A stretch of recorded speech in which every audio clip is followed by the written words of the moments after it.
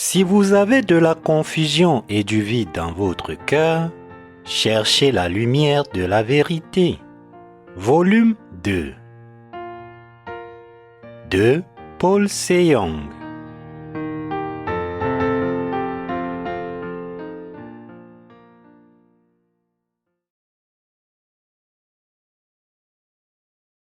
Sermon 1. Comment prier selon le Notre Père? Matthieu chapitre 6, versets 5 à 15. Lorsque vous priez, ne soyez pas comme les hypocrites qui aiment à prier debout dans les synagogues et au coin des rues pour être vus des hommes. Je vous le dis en vérité, ils reçoivent leur récompense. Mais quand tu pries, entre dans ta chambre, ferme ta porte et prie ton Père qui est là dans le lieu secret. Et ton Père, qui voit dans le secret, te le rendra. En priant, ne multipliez pas de vaines paroles comme les païens, qui s'imaginent qu'à force de paroles, ils seront exaucés. Ne leur ressemblez pas, car votre Père sait de quoi vous avez besoin avant que vous le lui demandiez. Voici donc comment vous devez prier. Notre Père qui est aux cieux, que ton nom soit sanctifié, que ton règne vienne, que ta volonté soit faite sur la terre comme au ciel. Donne-nous aujourd'hui notre pain quotidien. Pardonne-nous nos offenses, comme nous pardonnons aussi à ceux qui nous ont offensés. Ne nous induis pas en tentation, mais délivre-nous du malin, car c'est à toi qu'appartiennent, dans tous les siècles, le règne, la puissance et la gloire. Amen. Si vous pardonnez aux hommes leurs offenses, votre Père céleste vous pardonnera aussi. Mais si vous ne pardonnez pas aux hommes, votre Père ne vous pardonnera pas non plus vos offenses. La lecture de l'Écriture d'aujourd'hui parle de la prière que le Seigneur nous a enseignée. Le Seigneur a dit, « Ne priez pas pour vous faire valoir et n'imitez pas ceux qui prient de cette manière. » Il a dit à ses disciples et à nous de ne pas prier hypocritement comme les religieux du monde. Aujourd'hui, considérons le contenu de la prière que le Seigneur nous a enseignée. Nous devons prêter une attention particulière à ce que le Seigneur a dit dans Matthieu chapitre 6, verset 9. Voici donc comment vous devez prier. La prière que le Seigneur nous a enseignée commence par ceci. Notre Père qui est aux cieux, que ton nom soit sanctifié. Le Seigneur nous a dit de prier de manière à ce que le nom du Père soit sanctifié. Nous devons réfléchir à cette parole et nous demander si le type de prière que nous faisons aujourd'hui est correct. Nombreux sont les chrétiens qui récitent le Notre Père de manière rituelle, de mémoire, mais ces prières ne répondent pas à l'exigence de Dieu. Dans la prière que le Seigneur nous a enseignée, il nous a demandé de prier pour que le nom du Père qui est aux cieux soit sanctifié. Le Seigneur nous a dit de prier de cette manière. En nous apprenant à prier, le Seigneur nous a dit spécifiquement que le contenu de notre prière devait sanctifier le nom de Dieu le Père. Quel doit donc être le tout premier sujet de notre prière? Pour répondre à ce que le Seigneur nous demande dans notre prière, nous devons d'abord demander la rémission de nos péchés. Nous devons prier Dieu le Père de nous laver de nos péchés afin que son nom soit sanctifié. Puisqu'il nous est impossible de nous rendre sans péché devant Dieu par nous-mêmes, nous devons le prier de nous enseigner la vérité selon laquelle notre Seigneur Jésus-Christ a porté et lavé nos péchés une fois pour toutes. La prière que Jésus-Christ nous a enseignée consiste à sanctifier le nom de Dieu le Père par notre foi. Pour prier ainsi avec une foi capable de sanctifier le nom de Dieu le Père, nous devons d'abord comprendre sa parole, qui promet notre salut par une nouvelle alliance. Il nous faut comprendre ce qu'est la nouvelle alliance que Dieu nous a promise, mais je reviendrai sur ce point plus tard dans la prédication. Pour que nous puissions prier afin que le nom de Dieu le Père soit sanctifié, nous devons d'abord avoir la foi pour nous revêtir de la sainteté devant Dieu. Ainsi, pour prier comme Dieu veut que nous le fassions, nous devons d'abord le prier de nous donner la foi qui peut laver nos péchés. Le premier contenu de la prière que Dieu le Père attend de nous commence par ceci. Notre Père qui est aux cieux, que ton nom soit sanctifié. Le Père de Jésus-Christ dans les cieux est extrêmement saint. Le Seigneur nous dit donc de prier pour que nous puissions connaître la parole évangélique de régénération qui peut laver tous les péchés qui sont maintenant dans nos cœurs. Demander au Seigneur de nous aider à comprendre le salut qui nous a apporté devrait figurer en tête de nos sujets de prière. Personne qui a un péché dans son cœur ne peut invoquer Dieu le Père qui est aux cieux. Et c'est pourquoi il nous a demandé dans notre prière de nous laver de nos péchés en premier lieu, maintenant, à ce moment précis. Notre Père céleste est un Dieu extrêmement saint. Alors, comment pourrait-il être satisfait si un pécheur le priait simplement pour obtenir son aide sans chercher à laver les péchés de son cœur?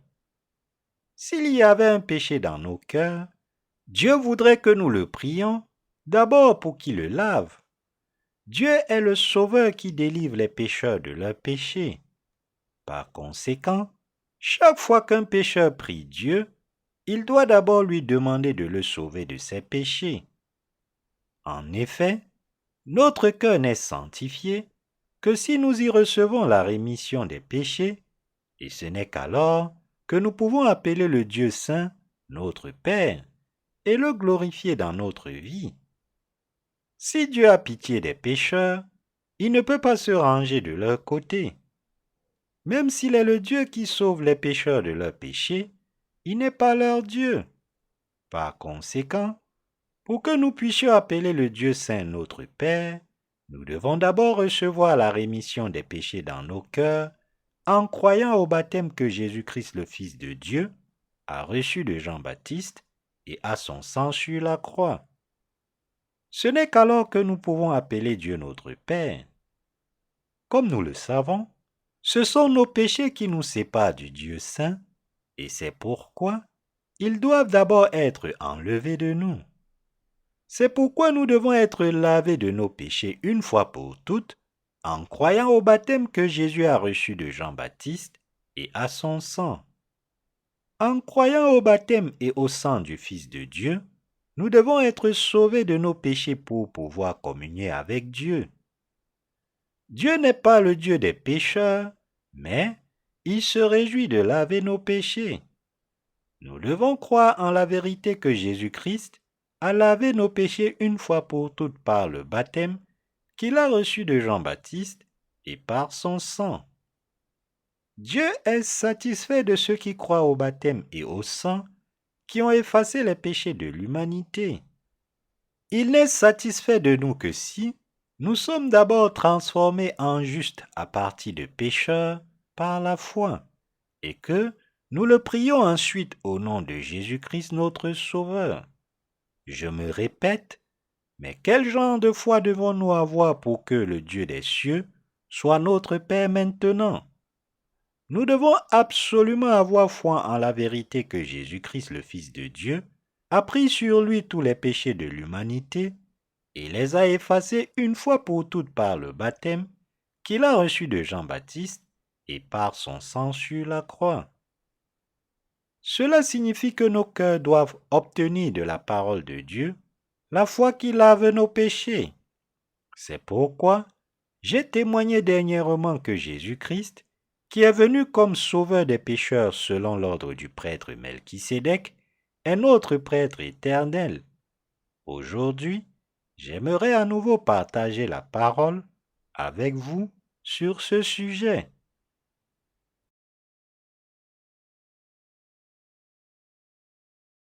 Jésus-Christ est le prêtre éternel qui est venu nous chercher selon l'ordre du prêtre Melchisédek.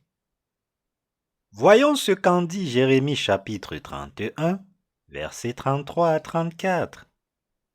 Voici l'alliance que je conclurai avec la maison d'Israël en ces jours-là, dit le Seigneur. Je mettrai ma loi dans leur esprit et je l'écrirai sur leur cœur. Je serai leur Dieu, ils seront mon peuple.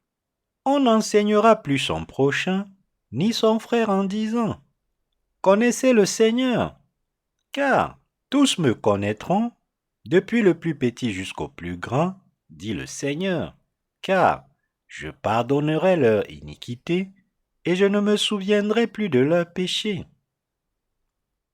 La parole a-t-elle été adressée uniquement au peuple d'Israël? Non, pas nécessairement. Lorsque Dieu a appelé la maison d'Israël, il s'adressait à nous tous aujourd'hui. Notre Dieu est un Dieu miséricordieux. Il nous parle d'une nouvelle alliance afin d'accorder la rémission des péchés à tous les pécheurs. À l'époque de l'Ancien Testament, Dieu a essayé de ne pas abandonner le peuple d'Israël, quel que soit le nombre de ses péchés. Cependant, le peuple d'Israël ne pouvait pas arrêter les péchés qu'ils commettaient. En tant que race de méchants, ils étaient tous nés sur cette terre, pleins de péchés, et ils ne pouvaient donc pas s'empêcher de continuer à pécher. C'est pourquoi Dieu a cherché à donner la parole d'une nouvelle alliance plutôt que la parole de la loi. En d'autres termes, Dieu a cherché à laver les péchés de l'humanité et à lui donner le salut par le baptême et le sang de son Fils. Ce salut et la rémission des péchés ont été promis non seulement au peuple d'Israël, mais aussi à toute l'humanité. C'était la parole de la promesse que Dieu nous sauverait de tous nos péchés une fois pour toutes et ferait de nous son peuple pour toujours. Avec une nouvelle alliance, Dieu a promis qu'il sauverait tous les pécheurs des péchés du monde. Ayant établi une nouvelle alliance de salut pour l'humanité, Dieu a cherché le moment venu à leur donner le salut par le baptême que son Fils Jésus a reçu et par le sang qu'il a versé.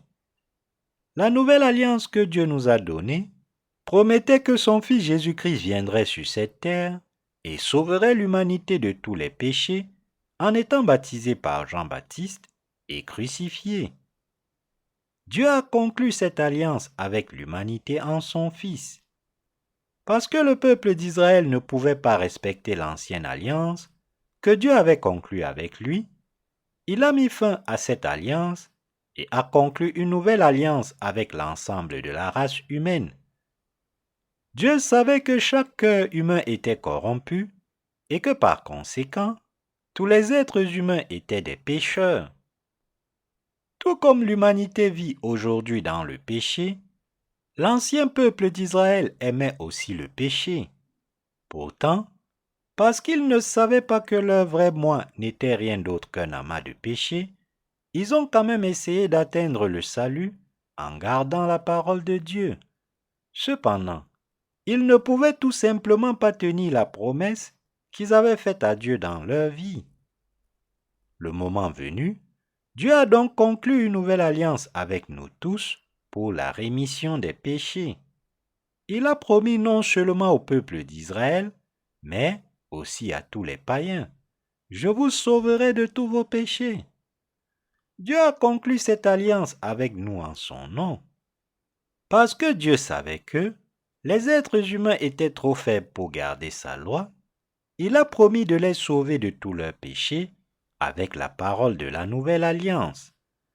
Comme nous le savons, les êtres humains sont tout simplement incapables de garder la loi, et c'est pourquoi il était juste que Dieu abolisse l'ancienne alliance. Aux yeux de Dieu, nous sommes en effet pleins de péchés et totalement incapables d'observer la parole de sa loi, quels que soient nos efforts. Malgré cela, à l'époque de l'Ancien Testament, mais aussi à celle du Nouveau Testament, les gens se mettent imprudemment au défi d'observer la loi de Dieu. Tant de gens essayent d'observer la parole parfaite de Dieu sans savoir qu'ils sont eux-mêmes une couvée de malfaiteurs. Dieu leur dit, si vous tenez tant à observer la parole de la loi, essayez donc. Et lorsqu'ils sont à bout de volonté et de force, Dieu leur donne la parole de la nouvelle alliance en leur disant, désormais, je vous sauverai des péchés du monde. En ce moment même, il y a encore beaucoup de gens qui essayent d'observer la loi de Dieu par eux-mêmes. Mais Dieu les observe.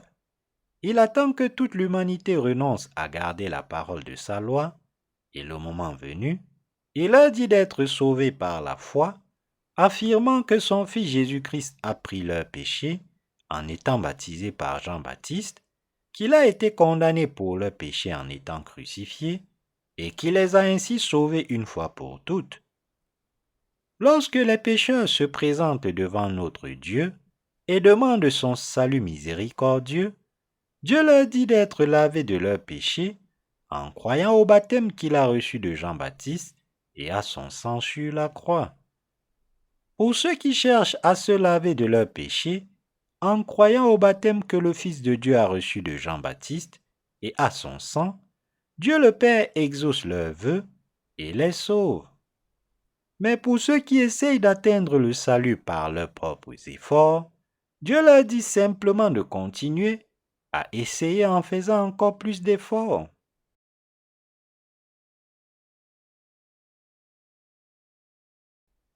Quel genre de personnes devons-nous être devant Dieu? Que feriez-vous maintenant? Allez-vous laver vos péchés en croyant au baptême que Jésus-Christ, le Fils de Dieu, a reçu de Jean-Baptiste et au sang qu'il a versé sur la croix? Ou bien vous efforcerez-vous de respecter la parole de la loi de Dieu par vos propres moyens? Le Seigneur nous demande ce que nous choisirions. Dieu veut que nous soyons sauvés en croyant que son Fils Jésus-Christ est devenu notre Sauveur, en étant baptisé par Jean-Baptiste et crucifié, plutôt qu'en lui offrant les animaux sacrifiés de l'Ancien Testament. Dieu veut que nous soyons sauvés en croyant au baptême que son Fils Jésus-Christ a reçu de Jean-Baptiste et à son sang sur la croix. Nous pouvons maintenant être sauvés de tous nos péchés en croyant à la parole de Dieu. Dieu attend que nous soyons sauvés de tous nos péchés en plaçant notre foi dans la parole évangélique de la rémission des péchés. Par conséquent, en obéissant à la volonté du Seigneur, nous devons recevoir le salut en croyant en son baptême et en son sang. Dieu nous enseigne que l'obéissance vaut mieux que n'importe quel sacrifice. Dieu nous enseigne que l'obéissance vaut mieux que n'importe quel sacrifice. Plutôt que de s'obstiner devant Dieu et refuser de croire à la parole de sa grâce, Dieu veut que nous croyions docilement à la parole de salut qu'il nous a donnée. D'autant plus que Dieu veut avoir pitié et compassion de nous. Il veut que nous croyions au baptême que son Fils a reçu de Jean-Baptiste et à son sang, et que cette foi lave une fois pour toutes les péchés de notre cœur. Le moment venu, Dieu a dit, « Puisque vous avez rompu l'ancienne alliance de votre propre chef, je vais maintenant conclure une nouvelle alliance avec vous à cause de vous. » Jérémie chapitre 31, versets 31 à 34. Il a également promis, « Je mettrai ma loi dans vos cœurs et je l'écrirai dans vos pensées. Je serai votre Dieu et vous serez mon peuple. » En d'autres termes, Dieu le Père a promis de nous sauver de nos péchés par l'intermédiaire de son Fils Jésus-Christ, qui a lavé nos péchés en se faisant baptiser par Jean-Baptiste et qui a été puni pour nos péchés à notre place. C'est la parole de la nouvelle alliance que Dieu nous a donnée. Le Seigneur a maintenant écrit la parole de la nouvelle alliance dans nos esprits et nos cœurs, et il nous a donné la parole de témoignage, prouvant qu'il a lavé nos péchés. Cette parole de témoignage nous dit que Jésus a lavé nos péchés par le baptême qu'il a reçu de Jean-Baptiste et par son sang sur la croix. Dieu nous a dit, « Vous êtes incapables de vivre selon la parole de la loi que je vous ai donnée. C'est pourquoi j'ai élaboré pour vous un plan de salut afin d'être votre Dieu. J'ai élevé mon Fils Jésus-Christ comme prêtre éternel pour vous sauver maintenant de vos péchés. Par la parole du baptême que mon Fils a reçu de Jean-Baptiste et par le sang qu'il a versé, j'ai lavé vos péchés une fois pour toutes. » Dans l'Ancien Testament, Dieu le Père avait promis d'envoyer Élie, et conformément à cette promesse, il a envoyé Jean-Baptiste sur cette terre pour remplir le rôle d'Élie dans le Nouveau Testament. Jésus a donc pris les péchés de l'humanité une fois pour toutes en se faisant baptiser par Jean-Baptiste. Il a été crucifié, il est ressuscité d'entre les morts et il nous a ainsi sauvés, nous ses croyants, des péchés du monde. Et Jésus a achevé toute son œuvre sur cette terre en disant sur la croix, « C'est fini ». Ainsi, Dieu lui-même est devenu notre Sauveur une fois pour toutes, comme il nous l'avait promis. « Je serai votre Dieu et vous serez mon peuple ».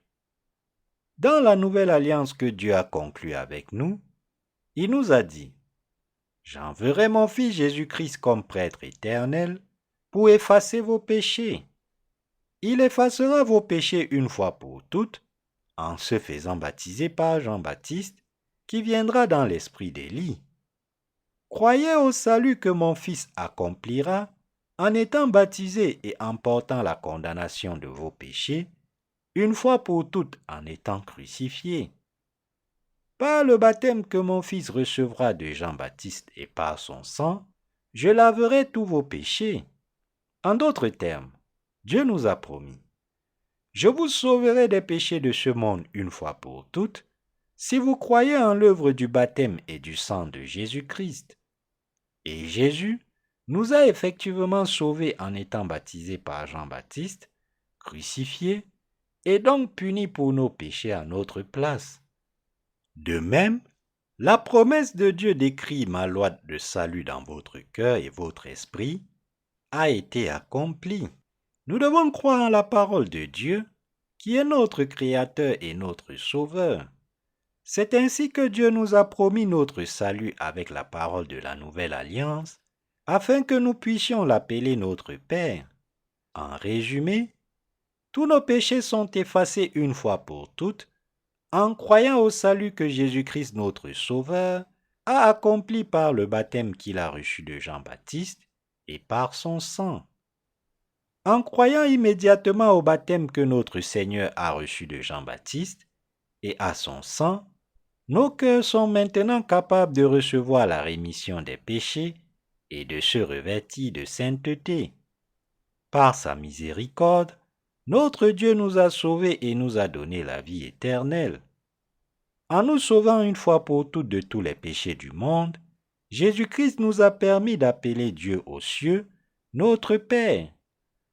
Notre Père qui est aux cieux, que ton nom soit sanctifié.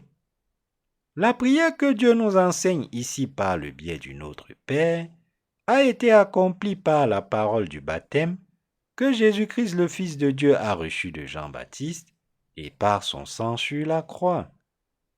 Cela signifie que nous devrions être lavés de nos péchés en plaçant notre foi dans cette vérité maintenant et ensuite appeler Dieu notre Père.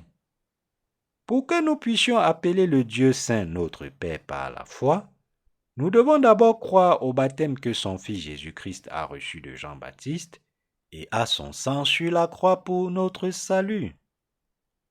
Comme vous et moi le savons déjà très bien, nous sommes tous des descendants d'Adam et nous sommes donc tous nés dans ce monde en tant que pécheurs complètement dépravés devant Dieu. Cependant, en croyant au baptême que Jésus-Christ le Fils de Dieu a reçu de Jean-Baptiste et au sang qu'il a versé, nous avons été lavés de tous nos péchés. Sans cette purification des péchés, nous ne pouvons pas appeler Dieu notre Père. Si nous pouvons invoquer le nom de Dieu, nous ne devons invoquer son nom qu'après avoir été lavés de nos péchés, comme il le désire. Et il est donc absolument indispensable que nous croyions à la parole évangélique du baptême et du sang du salut qui nous permet de naître de nouveau. Si nous acceptons le baptême que le Fils de Dieu a reçu et son sang comme notre salut, nous pouvons tous devenir les enfants du Dieu saint.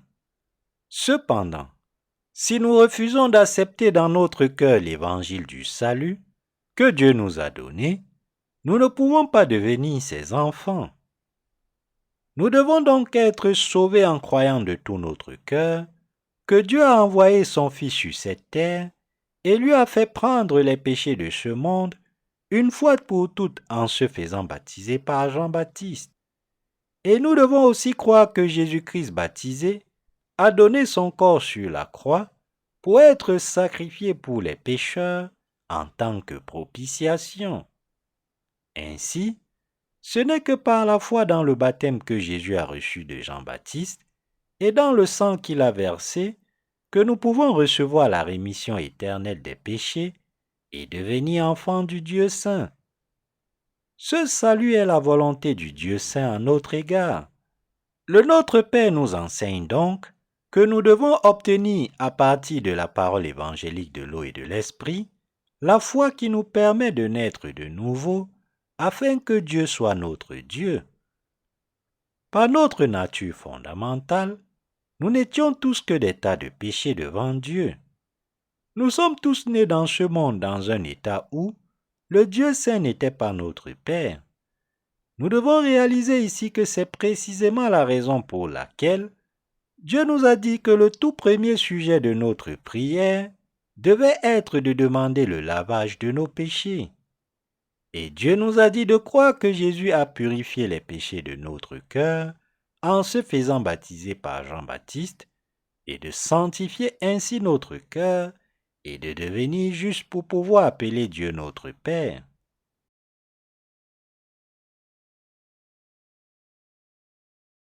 Qui a foi en la justice de Dieu pour renaître de ses péchés une fois pour toutes? Jésus-Christ, le Fils de Dieu, a effacé nos péchés une fois pour toutes en se faisant baptiser par Jean-Baptiste et en versant son sang sur la croix, et ceux qui réalisent et croient en ce Sauveur sont ceux qui ont la foi pour naître de nouveau. Aux yeux de Dieu, ceux qui sont sauvés de leurs péchés sont ceux qui sont vraiment nés de nouveau. Jésus-Christ, le Fils de Dieu, nous a sauvés une fois pour toutes par la parole du baptême et le sang de la rémission des péchés. Par conséquent, en croyant maintenant au baptême que Jésus a reçu de Jean-Baptiste et à son sang sur la croix, nous pouvons recevoir la rémission dans notre cœur et appeler Dieu notre Père. C'est pour nous apprendre cette leçon que le Seigneur nous a enseigné sa prière. Jésus nous apprenait à prier en croyant au baptême qu'il a reçu de Jean-Baptiste et à son sang sur la croix. Nous sommes maintenant devenus des personnes de foi qui peuvent prier ainsi Dieu le Père Saint. Jésus-Christ, le Fils de Dieu, nous a donné le salut en acceptant nos péchés une fois pour toutes par le baptême qu'il a reçu de Jean-Baptiste et en étant puni pour eux sur la croix à notre place, et en croyant à ce salut, nous avons maintenant été lavés de tous nos péchés une fois pour toutes. Tout cela parce que Dieu le Père a fait en sorte que son Fils Jésus-Christ prenne les péchés de ce monde une fois pour toutes en se faisant baptiser par Jean-Baptiste. En étant crucifié et en achevant ainsi l'œuvre du salut, pour délivrer ses croyants une fois pour toutes. Si Dieu le Père a ainsi sauvé les pécheurs du péché, c'est pour que nous glorifions son nom. Jésus a sauvé du péché ceux qui croient au baptême qu'il a reçu de Jean-Baptiste et à son sang, afin que le nom du Seigneur soit loué. En faisant baptiser son Fils par Jean-Baptiste et en le faisant crucifier, Dieu le Père a sacrifié son Fils à notre place. Par conséquent, quiconque croit en cette vérité du salut, c'est-à-dire au baptême que Jésus a reçu de Jean-Baptiste et à son sang, peut recevoir la rémission des péchés dans son cœur et louer le nom du Dieu saint. Parce que nous avons reçu la rémission des péchés dans nos cœurs, en croyant au salut donné par Dieu, nous sommes maintenant capables de louer Dieu le Père, puisque nous sommes devenus ses enfants. Nous pouvons maintenant le prier en l'appelant Notre Père qui est aux cieux. C'est lorsque nous recevons la rémission des péchés dans notre cœur que nous pouvons appeler Dieu notre Père. Avant même la création de l'univers, bien avant la fondation du monde, le Dieu trinitaire avait prévu de sauver l'humanité de ses péchés afin que nous venions le louer. Le moment venu, Dieu a envoyé son Fils Jésus-Christ sur cette terre et lui a fait porter les péchés de ce monde sur son corps, une fois pour toutes en se faisant baptiser par Jean-Baptiste. Et après avoir été baptisé par Jean-Baptiste, Jésus a été puni pour nos péchés en versant son sang sur la croix, sauvant ainsi ses croyants de leurs péchés. Notre Seigneur nous a sauvés, nous les croyants, de tous nos péchés une fois pour toutes, en les enlevant par le baptême qu'il a reçu de Jean-Baptiste, en versant son sang et en mourant sur la croix pour être puni pour eux et en ressuscitant des morts. Grâce à notre foi, nous avons reçu la rémission des péchés aux yeux de Dieu. Nous devons croire de tout notre cœur que Jésus-Christ, le Fils de Dieu, nous a rendus justes par le baptême qu'il a reçu de Jean-Baptiste et par le sang qu'il a versé. Nous devons croire en la véritable parole de salut que notre Seigneur a accomplie au plus profond de nos cœurs et de nos esprits. Parce que le Seigneur a accompli l'œuvre de son baptême et de l'effusion de son sang, qui nous a sauvés des péchés de ce monde, il nous est maintenant possible d'être sauvés par la foi. En d'autres termes, nous pouvons maintenant devenir enfants de Dieu par la foi, parce que Jésus nous a sauvés des péchés de ce monde par le baptême qu'il a reçu de Jean-Baptiste et par le sang qu'il a versé sur la croix. C'est parce que nous croyons au baptême de Jésus-Christ et à l'effusion de son sang que nous avons eu la bénédiction d'appeler Dieu notre Père. Le Seigneur essaye de nous enseigner de telles prières de foi, pour que nous puissions appeler notre Père qui est aux cieux et le prier. Le Seigneur Jésus-Christ nous a sauvés de tous les péchés, une fois pour toutes en se faisant baptiser par Jean-Baptiste et en versant son sang sur la croix. Et il nous dit que ceux qui croient en cette vérité du salut sont les enfants de Dieu. Jean chapitre 1, verset 12. Parce que Jésus a payé le salaire des péchés de l'humanité une fois pour toutes, par le baptême qu'il a reçu de Jean-Baptiste et par le sang qu'il a versé, ceux qui croient en cette vérité peuvent être sauvés de leurs péchés une fois pour toutes. Quiconque croit en cette vérité du salut peut maintenant recevoir la rémission des péchés dans son cœur et devenir un enfant de Dieu. Jésus-Christ est venu sur cette terre selon l'ordre de Melchisédek, et c'est grâce à son baptême et à l'effusion de son sang que nous sommes parvenus au salut. Rappelons-nous donc tous que nous avons été sauvés en plaçant notre foi dans la grâce du salut de Jésus-Christ. Seuls ceux qui ont été sauvés de leurs péchés, en croyant en l'amour de la justice donnée par Dieu, sont qualifiés pour appeler le Dieu saint leur Père en sa présence. En revanche, ceux qui n'ont pas encore reçu la rémission de leurs péchés dans leur cœur n'ont pas une foi suffisante pour appeler Dieu leur Père. Ils ne peuvent donc pas prier Dieu et l'appeler notre Père qui est aux cieux. Ces personnes doivent d'abord prier pour être délivrées de leurs péchés. Elles doivent ensuite croire au baptême que le Seigneur a reçu de Jean-Baptiste et à son sang, et se laver de leurs péchés avec cette foi. Ce n'est qu'après cela qu'elles peuvent appeler Dieu leur Père. Le but de Dieu est de faire de nous des êtres humains sans péché comme lui-même. C'est pourquoi notre Seigneur nous a dit de prier pour la rémission de nos péchés selon la prière qu'il nous a enseignée. Pour que nous devenions des enfants de Dieu, nous devons d'abord réaliser exactement quand et comment Jésus-Christ, le Fils de Dieu, a effacé vos péchés et les miens, et nous devons y croire de tout notre cœur. Dieu nous a maintenant donné la foi de la nouvelle naissance qui nous permet d'atteindre le salut de tous nos péchés.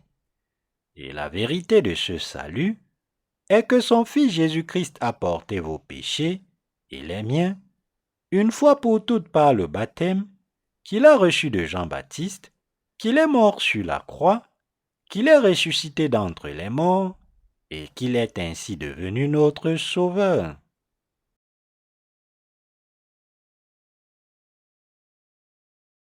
Où la parole de la rémission des péchés est-elle écrite dans la Bible? Le Seigneur a dit, « Car, je vous le dis en vérité, tant que le ciel et la terre ne passeront point, il ne disparaîtra pas de la loi un seul iota ou un seul trait de lettre jusqu'à ce que tout soit arrivé. » Matthieu chapitre 5, verset 18. Où se trouve donc la parole écrite attestant que le Seigneur nous a sauvés des péchés du monde? Dieu a dit que son Fils viendrait pour nous sauver de tous les péchés en tant que notre prêtre éternel, mais où ce témoignage est-il écrit dans la parole? Tournons-nous donc vers la Bible et cherchons les preuves à cette heure. Vérifions d'abord dans la parole écrite que Jésus a été ressuscité pour être le prêtre éternel de cette terre. Il est écrit dans le psaume 110, verset 4. L'Éternel l'a juré, et il ne s'en repentira point. Tu es sacrificateur pour toujours, à la manière de Melchisédek. Dans l'Ancien Testament, le mot Seigneur est utilisé pour désigner le saint nom de Dieu, qui signifie « celui qui existe par lui-même ». Se référant à Jésus-Christ, celui qui existe par lui-même a dit « Tu es prêtre pour toujours, selon l'ordre de Melchisédek ». Dieu a dit cela parce que son Fils Jésus-Christ allait sauver les croyants de leurs péchés en étant baptisé par Jean-Baptiste et crucifié pour notre salut. Comme il est écrit, « Tu es prêtre pour toujours, selon l'ordre de Melchisédek ». Dieu le Père a élevé son Fils pour qu'il soit notre prêtre éternel. Ainsi, pour nous sauver, vous et moi, des péchés de ce monde et de la condamnation, Jésus a été baptisé par Jean-Baptiste, le plus grand de tous ceux qui sont nés de femmes. Matthieu chapitre 11, versets 10 à 12 et Matthieu chapitre 3, versets 13 à 17. Et il a été crucifié, sauvant ainsi tous ceux qui croient en cette vérité de tous les péchés du monde. C'est donc en croyant à ce véritable salut que nous sommes lavés de nos péchés. Dieu nous a sauvés de nos péchés une fois pour toutes, par le baptême que son Fils Jésus a reçu de Jean-Baptiste et par son sang sur la croix, et il a fait de nous les croyants, ses propres enfants. Dieu le Père a élevé son Fils Jésus-Christ au rang de prêtre éternel. Pourquoi donc Dieu a-t-il élevé Jésus-Christ comme prêtre éternel selon l'ordre de Melchisédek? Le récit de Melchisédek se trouve dans la Genèse chapitre 14, versets 17 à 20. Le roi de Sodome sortit à sa rencontre dans la vallée de Chavé, c'est-à-dire la vallée du roi. Après son retour de la défaite de Kédorlaomer et des rois qui étaient avec lui, Melchisédek, roi de Salem, apporta du pain et du vin, et il était prêtre du Dieu très haut. Il le bénit et dit, « Béni soit Abraham par le Dieu très haut, possesseur du ciel et de la terre, et béni soit le Dieu très haut, qui a livré tes ennemis entre tes mains. Il lui donna la dîme de tout ce qu'il possédait. C'est sur la base de Melchisédek le prêtre que Dieu dit que son Fils est le prêtre éternel qui sauvera l'humanité des péchés du monde. Sur la base de ce passage de la Genèse, Dieu dit dans le psaume 110, verset 4, « Tu es prêtre pour toujours, selon l'ordre de Melchisédek. » Il y a une grande différence de temps entre le moment où la Genèse a été écrite et celui où le psaume a été écrit. Le psaume a été écrit longtemps après que Dieu ait béni Abraham par l'intermédiaire du prêtre Melchisédek. Malgré cela, l'auteur du psaume 110, verset 4, a consigné la prophétie de Dieu selon laquelle il élèverait son Fils en tant que prêtre éternel, selon l'ordre du prêtre Melchisédek. Et nous pouvons maintenant découvrir que Jésus est effectivement devenu notre Sauveur éternel, selon cette parole de prophétie. Cela nous montre qu'avant même de créer l'univers et l'humanité, le Dieu Trinitaire avait prévu d'envoyer son Fils Jésus-Christ sur cette terre, de sauver toute la race humaine une fois pour toutes, par le baptême que le Fils recevrait et le sang qu'il verserait sur la croix, et de faire des croyants les propres enfants de Dieu. Transcendant le temps, la Bible nous dit que Jésus-Christ a accompli son sacerdoce éternel. C'est pourquoi la Bible dit « Jésus-Christ est le prêtre éternel selon l'ordre de Melchisédek ». Cela signifie que Dieu le Père a mis en place un plan de salut pour délivrer l'humanité de tous les péchés de ce monde par l'intermédiaire de son Fils.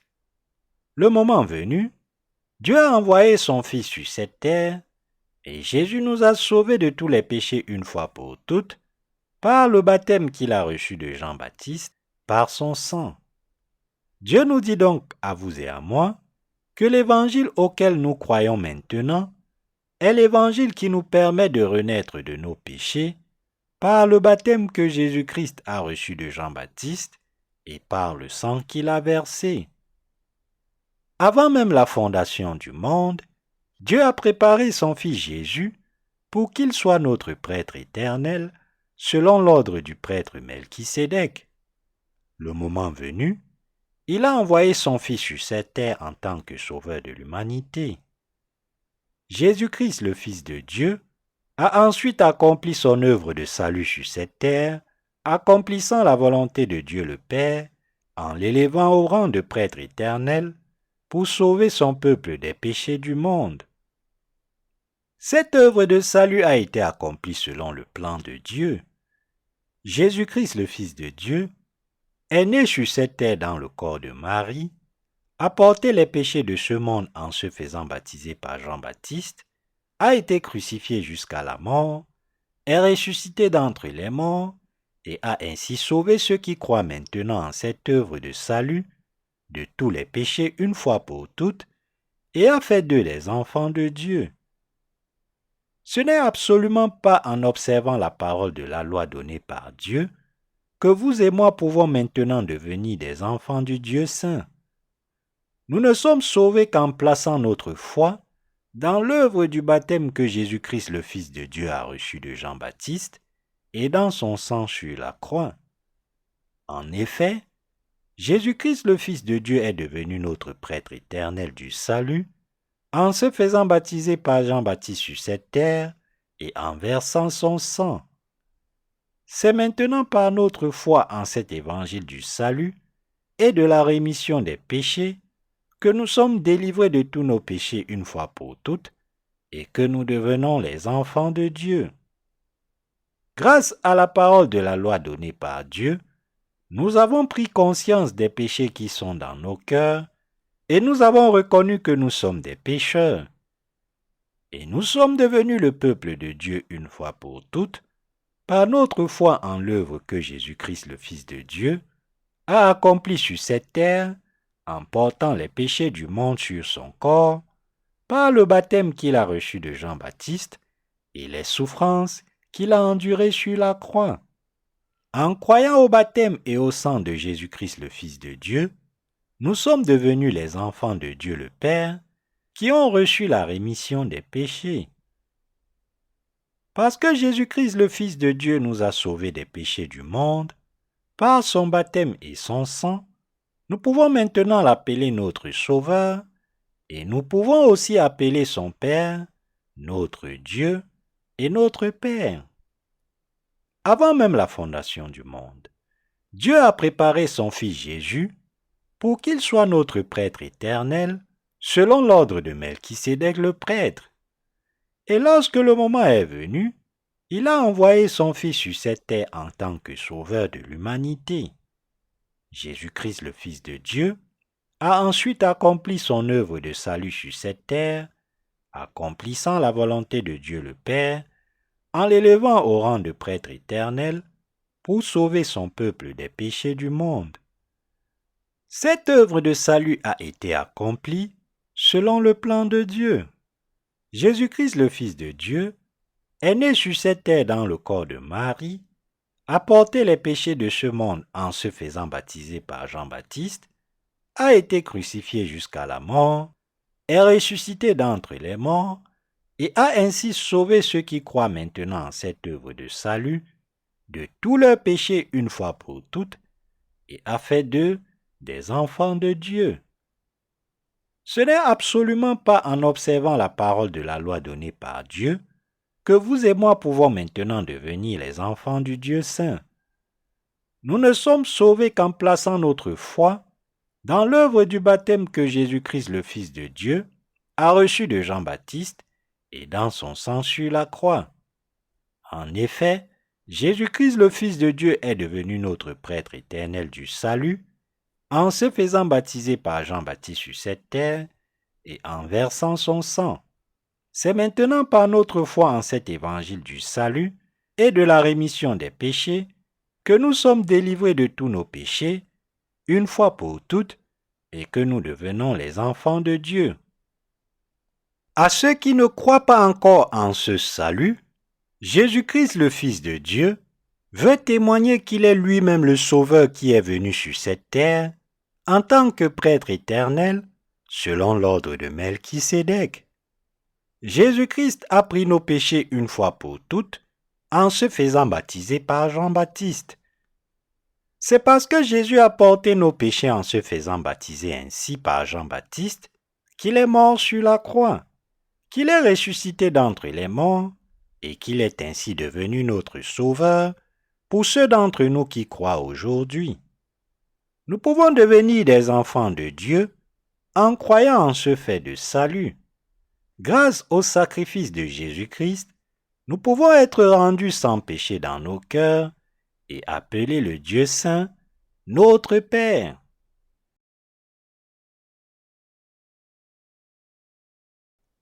Beaucoup de gens sur cette terre ne connaissent pas encore cette vérité. Certains chrétiens récitent le Notre Père aveuglément comme s'il s'agissait d'un sort. Dans le film Titanic, il y a une scène où les gens prient ensemble alors que le bateau est en train de vaciller et de couler. Comment prier dans de telles circonstances? Comment prier dans de tels moments? Il faut être précis et demander à Dieu, « Seigneur, notre bateau est en train de couler. S'il te plaît, délivre-nous de la mort. » Mais dans le film, les gens récitent simplement le Notre Père. Notre Père qui est aux cieux, que ton nom soit sanctifié, que ton règne vienne, que ta volonté soit faite sur la terre comme au ciel. Amen. Cependant, ce n'est pas la raison pour laquelle Jésus a enseigné le Notre Père à ses disciples et à nous-mêmes.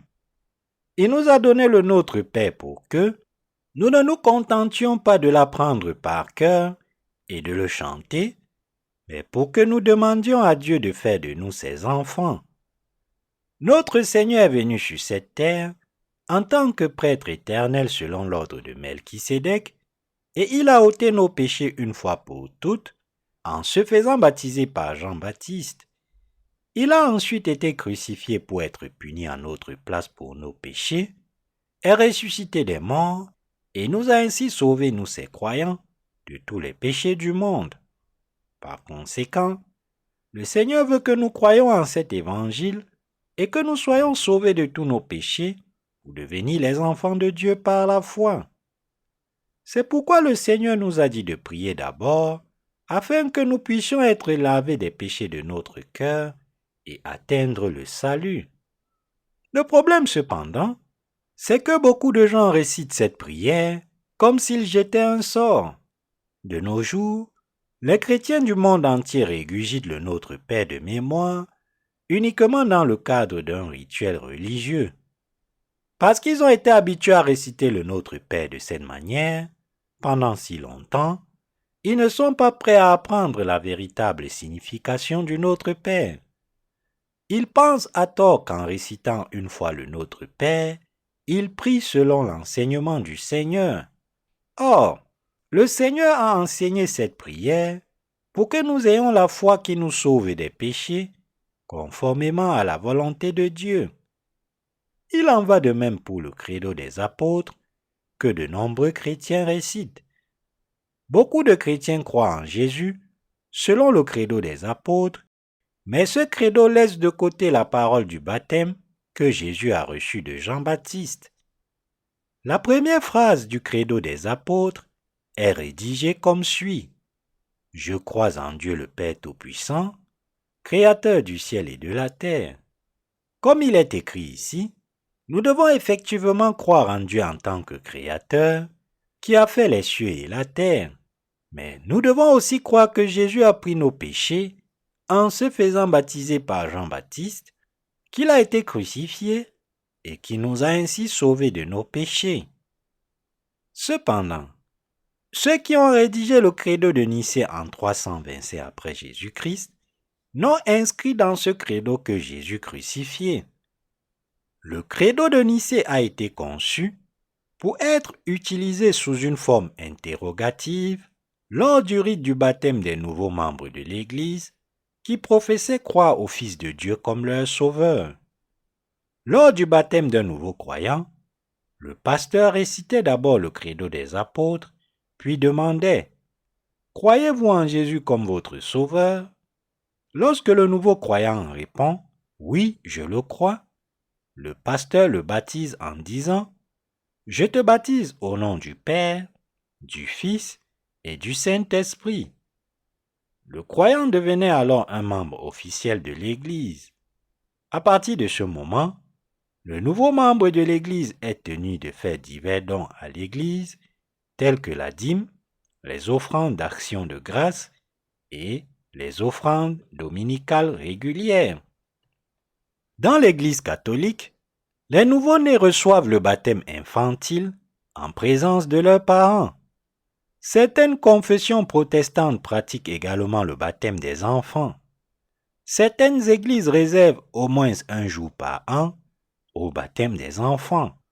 Les parents tenant leur bébé, le pasteur asperge 3 fois la tête de l'enfant en disant « Je te baptise au nom du Père, du Fils et du Saint-Esprit. » Pensez-vous qu'un bébé qui vient de naître ait la moindre idée de ses péchés? Ce bébé saurait-il pourquoi Jésus-Christ, le Fils de Dieu, a été baptisé par Jean-Baptiste? Tout le monde est né pécheur, mais un nouveau-né peut-il être sauvé simplement en recevant le baptême? En tant qu'adultes, nous croyons en Jésus-Christ, le Fils de Dieu, comme notre Sauveur parce que nous avons pris conscience de tous nos péchés et que nous voulons en être sauvés une fois pour toutes. Nous atteignons le salut en croyant au baptême que Jésus-Christ a reçu de Jean-Baptiste et à son sang sur la croix. À partir de la puberté et d'un certain âge, chacun prend conscience de son état de pécheur. Ce n'est qu'à ce moment-là que les gens peuvent enfin se considérer comme des pécheurs. C'est après avoir grandi et atteint la maturité que nous pouvons réaliser et croire que Jésus-Christ, le Fils de Dieu, a pris les péchés du monde une fois pour toutes en se faisant baptiser par Jean-Baptiste, en versant son sang et en devenant ainsi notre Sauveur. C'est alors que nous atteignons le salut par la foi. Nous devons tous réaliser que Jésus-Christ, le Fils de Dieu, a pris tous nos péchés en étant baptisé par Jean-Baptiste, qu'il a versé son sang sur la croix et qu'il a ainsi sauvé de tous les péchés ceux qui croient en ce fait. C'est en croyant ainsi à l'œuvre juste de Jésus que nous devenons enfants de Dieu.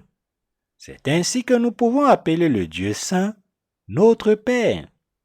Nous sommes devenus enfants de Dieu par la foi en réalisant et en croyant que Jésus-Christ, le Fils de Dieu, a dû verser son sang sur la croix parce qu'il a porté les péchés de ce monde par le baptême qu'il a reçu de Jean-Baptiste. Nous devons ensuite vivre pour la diffusion de l'évangile du Seigneur jusqu'à ce que nous allions au ciel. Par son Fils, Dieu le Père a accompli notre rémission éternelle des péchés et nous a sauvés des péchés du monde. En plaçant notre foi dans cette vérité du salut, nous devons vivre le reste de notre vie pour le Seigneur, puis aller dans son royaume lorsqu'il nous appellera. En entrant dans la présence de Dieu avec notre foi en la vérité du salut, nous devons entrer dans le royaume de Dieu qu'il a préparé pour nous. C'est la vérité dont parle la Bible dans les 2 testaments. C'est le premier sujet de notre prière que Jésus nous a enseigné à prier. J'espère et je prie pour que tous ceux qui liront ce livre en viennent à saisir la pleine signification du Notre Père et à croire en la justice de Jésus-Christ. Vous ne devez pas continuer à réciter le Notre Père comme un rituel religieux. Si c'est ainsi que vous pensez et croyez encore au sujet du Notre Père, alors vous devez écouter la parole de salut qui vous est prêchée maintenant pour apprendre comment le Seigneur vous a dit d'être saint, de croire en cette parole avec votre cœur et de recevoir la rémission de vos péchés.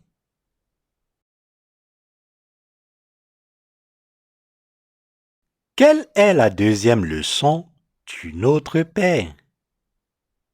La deuxième leçon du Notre Père se trouve dans Matthieu chapitre 6, verset 10, qui dit « Que ton règne vienne, que ta volonté soit faite sur la terre comme au ciel. » Ici, Jésus-Christ nous enseigne à prier pour que son salut s'accomplisse dans nos cœurs. Et il nous dit de construire le royaume de Dieu sur cette terre. En d'autres termes, il nous ordonne d'étendre le royaume de Dieu par la foi. Il est écrit, « Que ton règne vienne, que ta volonté soit faite sur la terre comme au ciel. » Dieu le Père a promis que son Fils serait baptisé par Jean-Baptiste et verserait son sang en tant que notre prêtre éternel, selon l'ordre du prêtre Melchisédek, et qu'il ferait de ceux qui croient en lui des enfants de Dieu. Depuis le jour où Adam et Ève ont péché devant Dieu, tous les êtres humains sont devenus pécheurs et ont vécu comme tels. Mais, le moment venu, Dieu le Père a envoyé son Fils sur cette terre en tant que prêtre éternel et a sauvé l'humanité par le baptême et le sang du Fils.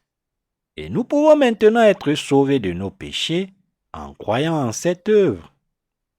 Dans l'Ancien Testament, Dieu a dit « La Vierge concevra et enfantera un fils. » Ésaïe chapitre 7, verset 14. Conformément à la prophétie, lorsque l'ère du Nouveau Testament est arrivée, Jésus-Christ, le Fils de Dieu, est né dans le corps de Marie, a pris les péchés de l'humanité une fois pour toutes, en se faisant baptiser par Jean-Baptiste, à l'âge de 30 ans, a été puni sur la croix pour nos péchés, est ressuscité des morts et nous a ainsi sauvés, nous ses croyants, une fois pour toutes des péchés de ce monde et de la condamnation qui en découle. Par conséquent, ceux qui croient au baptême que le Seigneur a reçu de Jean-Baptiste et au sang qu'il a versé ont la responsabilité de prêcher cet évangile à tout le monde pendant qu'ils vivent sur cette terre. Ayant cru les premiers, nous avons le devoir de répandre la parole du baptême de Jésus et de sa croix dans toutes les tribus du monde entier. Que la volonté de Dieu le Père soit faite sur la terre comme au ciel. En élevant son Fils pour qu'il devienne notre prêtre éternel, Dieu le Père a lavé tous nos péchés par le baptême que son Fils a reçu de Jean-Baptiste et par son sang sur la croix. Dieu le Père a déjà accompli notre rémission des péchés une fois pour toutes en nous envoyant son Fils. Et Jésus-Christ notre Dieu est maintenant assis à la droite du trône de Dieu le Père. Il dit à ceux qui ont déjà reçu la rémission des péchés de répandre l'évangile de Dieu afin que le salut que le Fils de Dieu a accompli pour nous s'accomplisse dans le cœur de tous les autres habitants de cette terre et de prier Dieu jusqu'à ce que ce but soit complètement atteint. Autrement dit, le fait que nous diffusions l'évangile aujourd'hui signifie que nous prions pour que la volonté de Dieu s'accomplisse sur cette terre. C'est pourquoi nous exerçons notre ministère de diverses manières pour répandre l'Évangile, en gérant notre ministère littéraire, en partageant les livres audio et des livres électroniques, en menant des campagnes d'évangélisation dans les rues et en fournissant des conseils spirituels individuels. Nous devons prier comme le Seigneur nous a appris à le faire. Le Fils de Dieu a accompli notre salut une fois pour toutes en prenant en charge les péchés de ce monde par son baptême et en versant son sang sur la croix. Et le Seigneur nous a dit de prier pour que nous soyons lavés de nos péchés en croyant en ce salut et que sa volonté s'accomplisse dans nos cœurs. Nous devons maintenant vivre selon cette volonté de Dieu en répandant dans le monde entier le salut que son Fils nous a apporté. C'est lorsque l'Église de Dieu prêche le salut sur cette terre que son royaume s'étend davantage. Vous et moi, qui croyons maintenant à la parole d'évangile de l'eau et de l'esprit, sommes le peuple de Dieu, ses soldats, et le peuple de sa justice, faisant sa volonté. Nous sommes ceux qui étendent maintenant le royaume de Dieu sur cette terre. Nous sommes les ouvriers du royaume de Dieu qui répandent l'évangile et étendent le royaume sur cette terre.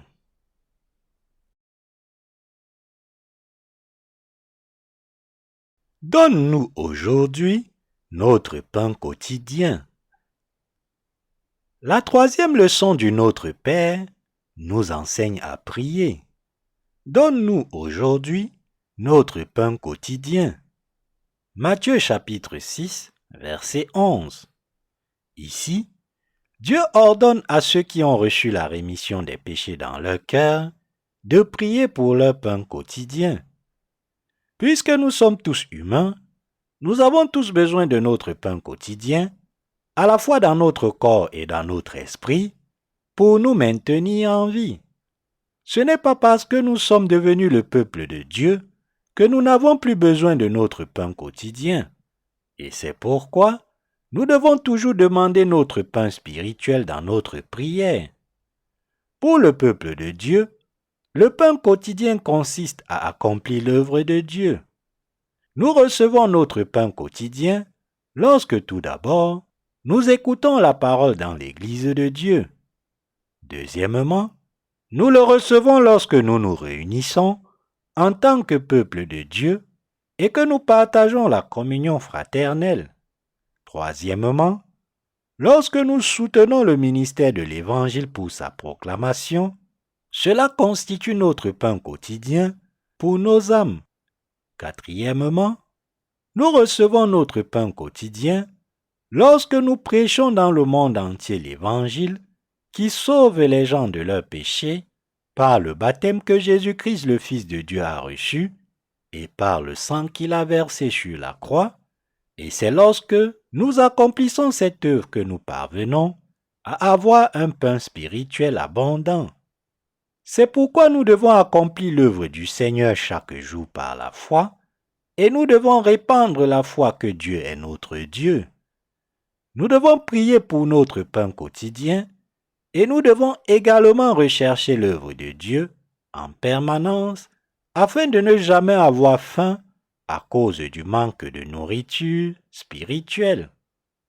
Lorsque le Seigneur nous a dit de prier pour notre pain quotidien, il ne voulait pas dire que nous devions prier uniquement pour le pain de notre chair. Il est absolument impératif que nous diffusions l'Évangile et que nous travaillions chaque jour avec diligence pour rechercher les brebis perdues de Dieu et les sauver grâce à la parole de l'Évangile. Le Seigneur nous dit de prier pour que nous puissions continuer à accomplir ce travail de diffusion de l'Évangile. Nous devons prier maintenant pour que l'Évangile soit proclamé avec succès afin que nous puissions étendre le royaume du Seigneur.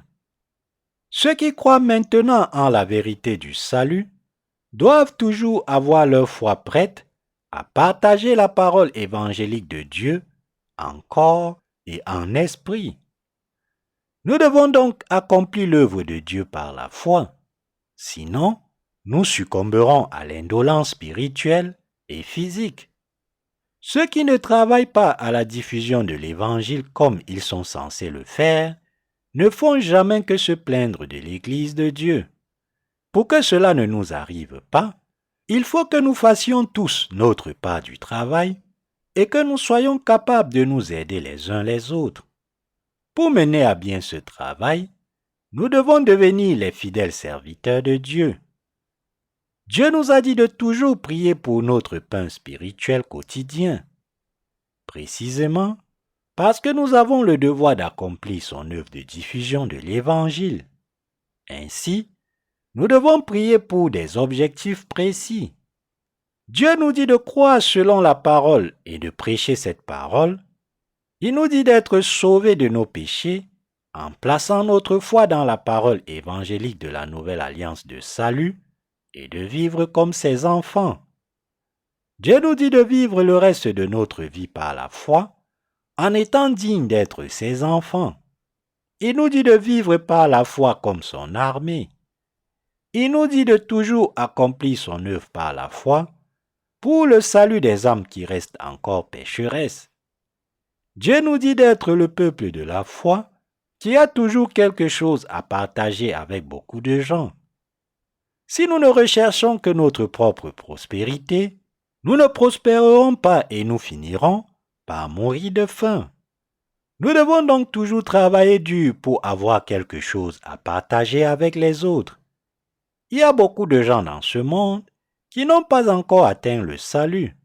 C'est pourquoi le Seigneur nous a dit d'entreprendre notre ministère littéraire pour leur salut.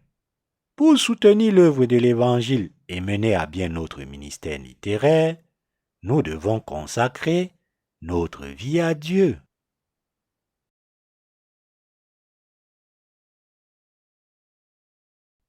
Pardonne-nous nos offenses, comme nous aussi, nous pardonnons à ceux qui nous ont offensés. Le quatrième élément du Notre Père dit dans Matthieu chapitre 6 verset 12. Pardonne-nous nos offenses, comme nous aussi nous pardonnons à ceux qui nous ont offensés. En tant que personnes ayant reçu la rémission des péchés, nous avons le droit de vivre pour le Seigneur, mais il arrive que nous ne le fassions pas, ce qui peut entraîner certaines tensions. Nous commettons tous de nombreuses erreurs qui nous font du tort les uns aux autres, mais nous ne devrions pas être rancuniers à cause de ces fautes. Si nous pouvons nous pardonner mutuellement nos échecs individuels, nous ne pouvons tolérer quiconque s'oppose à Dieu et tente de saper son œuvre, car de telles personnes contestent Dieu. Il ne nous appartient pas de savoir si Dieu pardonnera ou non leurs péchés. Nous devons admettre nos torts mutuels et vivre selon la volonté de Dieu par la foi.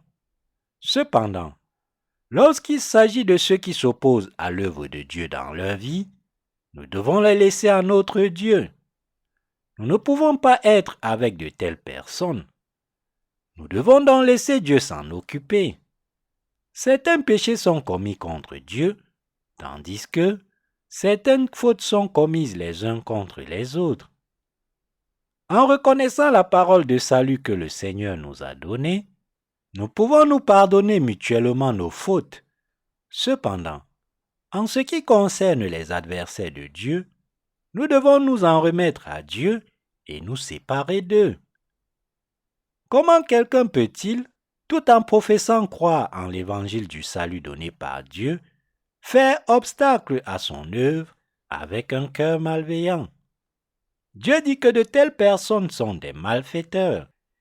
Ils doivent revenir à Dieu et croire en la véritable parole de salut que Dieu leur a donnée. S'ils ne croient pas de tout cœur à la parole de salut que le Seigneur leur a donnée, ils ne font qu'abuser de l'évangile de Dieu pour faire le mal dans leur vie. Dieu les jugera pour leurs péchés. Nous devons réaliser ici qu'il est spirituellement très problématique pour quelqu'un qui a été sauvé de ne pas servir l'évangile du salut, ni d'unir son cœur à l'Église de Dieu.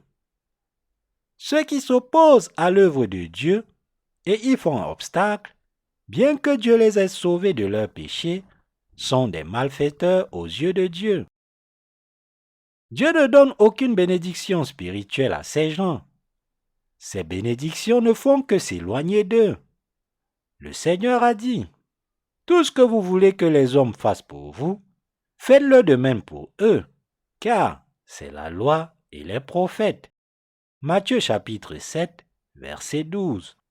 La foi qui nous sauve de tous nos péchés est la foi que Jésus-Christ, le Fils de Dieu, a effacé nos péchés en se faisant baptiser par Jean-Baptiste et en mourant sur la croix pour porter leur condamnation, et c'est en croyant en cette vérité du salut que nous pouvons recevoir la rémission des péchés et la grâce du salut dans nos cœurs. Et si nous voulons être bénis par Dieu, nous devons accomplir l'œuvre du Seigneur par la foi, en consacrant nos cœurs et nos corps à l'annonce de l'Évangile pour le plaisir de Dieu. Après nous avoir sauvés des péchés de ce monde, Dieu nous dit maintenant, « Me demandez-vous de vous bénir alors que vous ne répandez pas cet Évangile? Si vous voulez recevoir mes bénédictions, vous devez aussi faire ce que je désire. » C'est la parole de Dieu, la plus vraie et la plus juste. Comment peux-tu me demander de te bénir alors que tu ne fais pas mon travail? Qu'adviendra-t-il de vous si je vous bénis? Loin d'accomplir mon œuvre, vous vous opposez à moi. Alors, comment pouvez-vous me demander de vous bénir? Dieu n'accorde pas sa bénédiction à de telles personnes. Dieu exige la repentance de ceux qui sapent délibérément son œuvre. Je ne sais pas combien de temps encore Dieu attendra de telles personnes en cette fin des temps. Bien que Dieu soit le Dieu de l'amour, il est aussi un juste juge. Étant donné que nous croyons maintenant en Jésus-Christ comme notre Sauveur, il est inadmissible que nous maltraitions les justes qui sont à la ressemblance de l'image de notre Dieu. Dieu nous dit de marcher par la foi dans son amour, de suivre le chemin de la foi comme il se doit et de vivre par la foi. Dans nos cœurs, nous avons le devoir et la foi de nous chérir et de nous aimer les uns les autres. Dieu n'apprécie pas que l'on maltraite son peuple sans raison, qu'on le tourmente ou qu'on lui fasse du mal. Jésus-Christ, le Fils de Dieu, a effacé les péchés de l'humanité. Comme Dieu l'a dit, ne vous y trompez pas, on ne se moque pas de Dieu, car tout ce qu'un homme aura sémé, il le moissonnera aussi. Galates chapitre 6, verset 7. Ceux qui croient au baptême de Jésus et à l'effusion de son sang seront sauvés, mais ceux qui ne croient pas seront jetés en enfer à cause de leurs péchés. Dieu le Père a envoyé son Fils comme notre prêtre éternel et l'a chargé des péchés du monde, une fois pour toutes par le baptême qu'il a reçu de Jean-Baptiste. Le Seigneur a ensuite été condamné pour nos péchés en étant crucifié et en versant son sang sur la croix, et il a ainsi sauvé ses croyants de leurs péchés une fois pour toutes. Ceux qui sont devenus des enfants de Dieu, en croyant à ce salut, doivent vivre leur foi Et la vie quotidienne doit également être vécue selon la volonté de Dieu. Sinon, il n'y aura pas de bénédiction de la part de Dieu. Bien que nous entrions dans le royaume de Dieu grâce à notre foi en sa justice, ceux d'entre nous qui n'accomplissent pas l'œuvre de Dieu, pendant qu'ils vivent sur cette terre, n'auront pas la paix. C'est pourquoi je dis à ceux qui ont reçu la rémission des péchés de faire ce qu'ils doivent faire de droit. Je leur dis, voulez-vous être bénis? Alors, servez l'œuvre qui plaît à Dieu. Je leur donne donc l'œuvre de Dieu pour répandre l'Évangile. L'œuvre de Dieu n'est pas quelque chose que l'on peut faire pendant quelques jours pour obtenir des résultats immédiats. Mais, si nous prêchons l'Évangile sans relâche, la puissance de cet Évangile finira par se manifester dans le cœur des croyants. Si nous vivons par notre foi devant Dieu dans l'unité avec son Église, Dieu déversera sur nous et nous remplira des bénédictions spirituelles du ciel. Nous entendrons alors les autres nous dire, « Vous avez vraiment été bénis par Dieu. » J'ai consacré toute ma vie à la proclamation de l'Évangile de Dieu. Je vis par la foi, sachant très bien que c'est la volonté de Dieu le Père, que je répande l'Évangile dans le monde entier avec mes collaborateurs. Depuis que j'ai découvert la justice du Seigneur, je n'ai vécu que pour la diffusion de l'Évangile du Seigneur jusqu'à aujourd'hui. J'ai également subi de nombreuses pertes à cause de cela. Bien que je n'ai jamais rien fait de mal à ceux qui ne croient pas en cet Évangile, ils m'ont accusé d'hérésie et m'ont dénoncé injustement. Parce que j'ai choisi avec joie de vivre ma vie, pour la diffusion de l'Évangile de Dieu, j'ai subi de nombreuses pertes, de ma réputation à mes biens et même à mes amis. Mes pertes ont été innombrables. J'ai abandonné tant de choses pour l'expansion du royaume du Seigneur. Et jusqu'à ce jour, j'ai vécu par la foi pour faire ce qui plaît au Seigneur. En conséquence, je vis maintenant heureux en prêchant l'évangile de l'eau et de l'esprit avec vous. Chaque fois que j'ai eu un besoin pendant que je prêchais l'évangile, j'ai prié Dieu. Dieu s'assurait alors de répondre à tous mes besoins, garantissant que je serais béni de recevoir son aide. Abraham creusait un puits partout où il allait. L'endroit où il vivait était comme un désert. Dans des pays comme la Corée, il n'est pas nécessaire de creuser si profondément pour trouver de l'eau. Mais Israël est tellement aride que creuser un puits fonctionnel revient à gagner à la loterie. Après tout, n'est-ce pas la raison pour laquelle la femme samaritaine qui puisait de l'eau au puits de Jacob dans la Bible se vantait d'être le puits de ses ancêtres? Chaque fois qu'Abraham creusait un puits dans le désert, à la recherche de l'eau, il en trouvait. Les habitants des environs ont été choqués. Ils avaient passé toute leur vie à creuser d'innombrables puits, sans grand succès. Mais chaque fois qu'Abraham creusait un puits, il trouvait de l'eau. Alors, jaloux d'Abraham, certains d'entre eux ont jeté des pierres dans son puits et l'ont bouché. Mais Abraham le leur a remis en disant, « Tenez, vous pouvez avoir ce puits. » Il alla ensuite ailleurs, creusa un puits et retrouva de l'eau. C'est ainsi qu'Abraham a creusé un puits partout où il est allé. Moi aussi, j'ai de nombreux besoins terrestres pour répandre l'Évangile. Chaque fois que je sens dans mon cœur qu'il y a quelque chose qui serait utile pour prêcher l'Évangile, je prie Dieu pour l'obtenir. Ce lieu où nous célébrons actuellement le culte est également un lieu béni que Dieu nous a donné. Lorsque nous pardonnons à ceux qui ont péché contre nous, nous disons, « Ne vous inquiétez pas de ce péché, car le Seigneur l'a aussi effacé. » Désormais, vivons en harmonie par la foi. C'est ainsi que nous nous pardonnons les uns aux autres. Lorsque nous poursuivons notre vie devant Dieu, nous devons nous tenir droit et convenable à ses yeux. Dieu bénit les personnes qui sont approuvées à ses yeux en disant, Tu es digne de recevoir mes bénédictions. Vous ne ferez pas de mal contre moi. Le cinquième élément du Notre Père dit, ne nous soumets pas à la tentation, mais délivre-nous du malin. Nous devons prier pour ne pas trébucher sur les difficultés et tomber là où Dieu ne veut pas que nous soyons. Lorsque nous sommes en colère, nous avons parfois l'impression que nous pourrions faire le mal. Mais comme nous ne devons pas faire ce que Dieu ne veut pas que nous fassions, nous devons le prier et lui dire, « Seigneur, empêche-moi de faire une chose aussi irréfléchie. Aide-moi à contrôler mes émotions.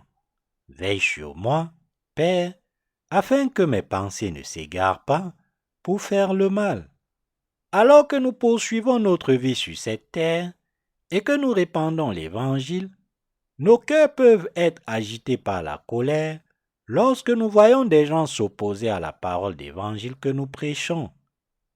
De mauvaises pensées peuvent surgir en nous dans de tels moments, mais nous ne devons pas agir sous l'effet de notre colère et c'est précisément la raison pour laquelle nous devons prier Dieu de nous donner la force de nous contrôler. Les mauvaises pensées peuvent surgir chez n'importe qui, et chacun peut vouloir prendre les choses en main pour punir le mal. Si nous sommes confrontés à des difficultés pour répandre l'Évangile sur cette terre, c'est aussi une bénédiction pour nous aux yeux de Dieu. Cependant, Dieu nous a dit de prier pour que nous ne soyons pas confrontés à des tentations insurmontables. Cela nous amène à la fin du Notre Père. Il est très important que nous comprenions, à partir du Notre Père, ce pourquoi nous devrions prier, que nous gardions cela à l'esprit chaque fois que nous prions, que nous demandions l'aide de Dieu et que nous vivions pour la proclamation de l'Évangile. Nous devons également rechercher l'harmonie avec nos frères et sœurs et vivre par la foi pour répandre l'Évangile. Tout en vivant dans ce monde, nous devrions recevoir les bénédictions de Dieu, consacrer notre vie à prêcher l'Évangile de l'eau et de l'Esprit, puis nous rendre à la présence de Dieu par la foi. En réalisant et en croyant que c'est ce que notre Seigneur nous dit, nous devons vivre par la foi. Alléluia!